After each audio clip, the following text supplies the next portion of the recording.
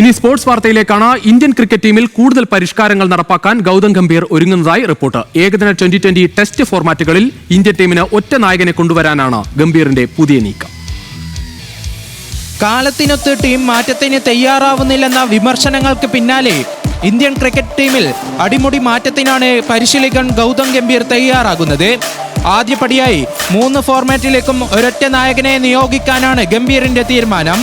അങ്ങനെയെങ്കിൽ ശുഭ്മാൻ ഗില്ലിനായിരിക്കും നറുക്ക്. ടെസ്റ്റിൽ നായകനായും ഏകദിനത്തിൽ ഉപനായകനായും കളിക്കുന്ന ഗിൽ IPL-ൽ ഗുജറാത്ത് ടൈറ്റൻസിനെ നയിച്ചതും നേട്ടമാകും.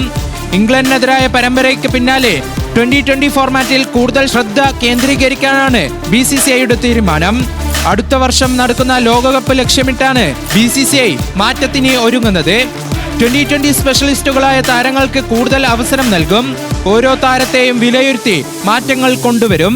നിലവിൽ 2020-ൽ ഫിനിഷർ റോളിൽ കളിക്കുന്ന ശിവം ദുബെയെ ഫിനിഷിംഗിൽ തളച്ചിടാതെ മുൻനിരയിൽ ഇറക്കാനാണ് ആലോചന. ഓപ്പണർമാർ മികച്ച തുടക്കം സമ്മാനിച്ചാൽ താരത്തെ വേഗം കളത്തിലിറക്കാനും പദ്ധതി. കൂടാതെ എല്ലാ താരങ്ങൾക്കും ഒരേപോലെ പ്രാധാന്യം നൽകും. താരങ്ങളുടെ കഴിവനുസരിച്ചായിരിക്കും ഗൗതമിന്റെ ടീമിൽ അവസരം ലഭിക്കുക.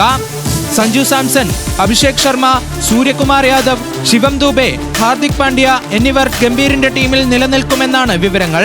അടുത്ത മാസം നടക്കുന്ന ഏഷ്യ കപ്പിന് ശേഷമായിരിക്കും മാറ്റങ്ങൾ നടപ്പിലാക്കുക. അതേസമയം ഏഷ്യ കപ്പിന് മുന്നോടിയായി ടീമിൽ അപ്രതീക്ഷിത മാറ്റങ്ങൾ ഉണ്ടായേക്കും. ഏഷ്യ കപ്പിനുള്ള ടീമിനെ ഓഗസ്റ്റ് 19-ന് പ്രഖ്യാപിക്കാനിരിക്കെയാണ് മാറ്റങ്ങൾ വരുമെന്ന സൂചന പുറത്തുവരുന്നത്. Sports desk, news Malayalam.